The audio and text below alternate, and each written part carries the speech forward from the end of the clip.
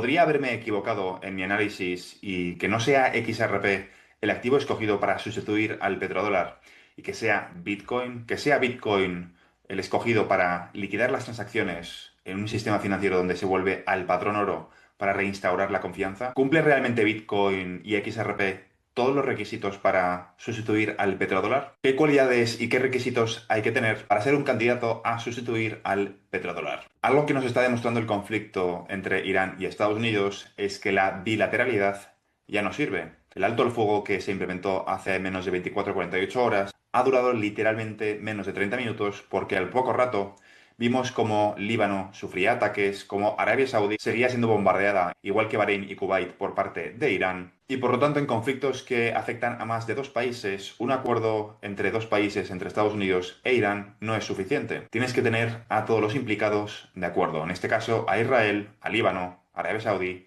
y todos los países del Golfo que se ven afectados por este conflicto. Igual que Israel no acepta los términos de Irán y como consecuencia se ha dedicado a bombardear a sus países vecinos y que como consecuencia Irán ha vuelto a cerrar el estrecho y continúa bombardeando a sus vecinos en el Golfo, para desatascar esta situación hace falta tener en cuenta el criterio del mayor número de países posible. No puedes llegar a un alto el fuego teniendo en cuenta solamente a dos países cuando los afectados son casi una docena. Y ahora Bloomberg está informando de que los petroleros que pasan por el estrecho de Hormuz pueden pasar siempre y cuando paguen en monedas estables o incluso en Bitcoin. Por lo tanto, ya se está abriendo el melón de conversación. Por fin se incluye a los activos digitales en la conversación. Y la pregunta es si Bitcoin va a ser el mecanismo principal o si va a ser otro. Es evidente que estamos ante el fin del petrodólar. Las plantas desalinizadoras, por ejemplo, de Kuwait, tres de ellas ya han sido bombardeadas. Y viendo la volatilidad y el juego tan frío que se está haciendo con los tweets por parte de ambos bandos, en lo que nos tenemos que fijar es en los hechos y no en las palabras. Y los hechos es que hace apenas unas horas, tres plantas desalinizadoras de Kuwait han sido bombardeadas. Y si me sigues en vídeos anteriores, sabes que lo que pone fin al petrodólar es precisamente eso, las plantas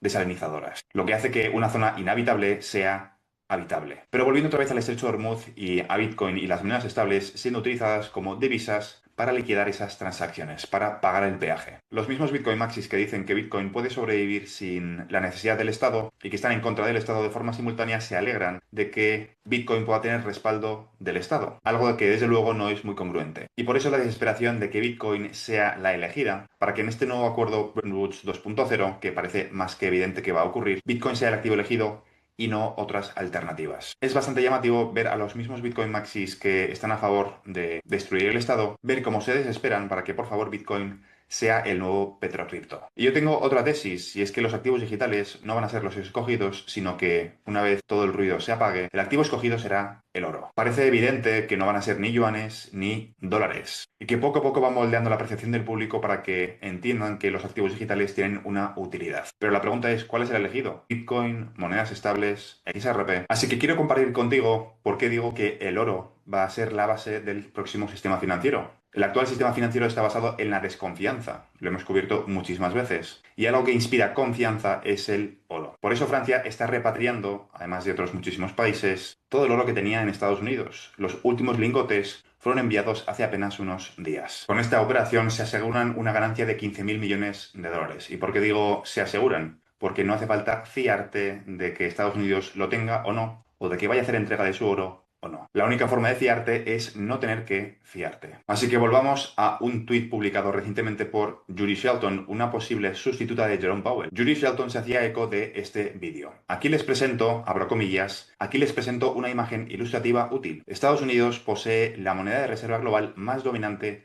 y el mayor nivel de reservas oficiales de oro. Deberíamos aprovechar nuestras fortalezas y combinarlas mediante nuevas iniciativas que permitan la creación de stablecoins, monedas estables respaldadas por bonos del tesoro a largo plazo convertibles en oro. Esto representaría un doble golpe para fortalecer la estabilidad monetaria y sentar las bases para un crecimiento económico productivo. Palabras de Judy Shelton, de aquí cierro comillas, son sus palabras, no las mías. Y esto encaja perfectamente con dos pilares del futuro sistema financiero, que no es tan futuro, sino que es bastante más presente de lo que nos imaginamos. ISO 20022 y Basilea III. Desde el Banco Internacional de Pagos están forzando a todo el sistema financiero a mejorar sus ratios de liquidez y de forma simultánea les están obligando a implementar medidas que les permitan estar al día de esas exigencias de liquidez. Así que sabemos que el oro y los activos digitales van a tener un rol importantísimo. No sabemos exactamente cómo va a terminar de encajar esta parte, pero parece bastante evidente que la vuelta al patrón al oro es más bien inevitable. La pregunta de nuevo es cómo liquidas estos activos. En otros vídeos expliqué el coste energético de Bitcoin. Cuando estamos atravesando una crisis energética, no lo voy a volver a repetir en este vídeo, pero parece un poco contradictorio que cuando estamos atravesando una crisis energética, Bitcoin sea el activo escogido para liquidar esas transacciones. Vamos a entrar dentro de muy pocos días en una especie de confinamiento energético y en ese escenario cuesta imaginar que los países estén a favor, o parece extremadamente incongruente que los países estén a favor de mecanismos que consumen más energía que países como Polonia. Es el caso de Bitcoin. Pero no voy a volver a repetirme, voy a analizar hoy otro aspecto completamente diferente. Hoy voy a hablar de la ley de la Sharia. Bitcoin, según algunos expertos, no es compliant con la ley de la Sharia y XRPL sí. Y aquí es cuando empieza a cobrar sentido los famosos emails del señor de la isla, en los cuales hacía referencia a buscar algún tipo de mecanismo nuevo que sí que sea compliant con la ley de la Sharia. ¿Te acuerdas cuando hacían mención a un activo digital que fuese compliant con esta ley? Pues la realidad es que Epstein escribió a contactos saudíes, entre ellos Rafat Abdullah Saad, asesor vinculado a la Corte Real Saudí, proponiendo dos ideas radicales para monedas en Oriente Medio que fuesen compliant con la ley de la Sharia. Una moneda física, fiat, llamada de Sharia, destinada al uso interno entre musulmanes. Y la otra propuesta era una moneda digital Sharia compliant, que sería básicamente compatible con la ley islámica, modelados sobre Bitcoin o construida usando tecnología blockchain. Entre los correos del señor de la isla se menciona que él, el de la isla, había hablado con algunos de los founders de Bitcoin y que estaban very excited, muy entusiasmados con la idea de adaptar Bitcoin para que cumpliera con los principios de las finanzas islámicas, evitar la usura y la incertidumbre excesiva, que no son compliant con la ley de la Sharia. Y la realidad es que no hay un consenso único entre los eruditos islámicos sobre si Bitcoin es compliant con la Sharia, es decir, si es halal o no. Las opiniones están divididas y la respuesta depende del enfoque y del erudito o consejero que consultes. El señor de la isla propuso crear una versión Sharia compliant inspirada en Bitcoin, pero no afirmó que Bitcoin, el Bitcoin actual, lo fuera. Varios eruditos y consejeros Sharia modernos argumentan que Bitcoin puede ser compliant, e incluso algunos ven el mining o la tenencia a largo plazo como halal, es decir, compliant, si se hace con una intención legítima. Pero por otro lado, hay otros eruditos que piensan lo contrario. Otros eruditos ven que no es halal por la alta volatilidad, ya que genera una incertidumbre excesiva, y por una falta de respaldo por un gobierno o una autoridad central. No es una moneda, entre comillas, real respaldada. Y sobre todo, es posible su uso en actividades ilícitas. Lavado de dinero, aunque se considera un problema externo. Y otro de los problemas es su naturaleza especulativa. Se asemeja, según algunos eruditos,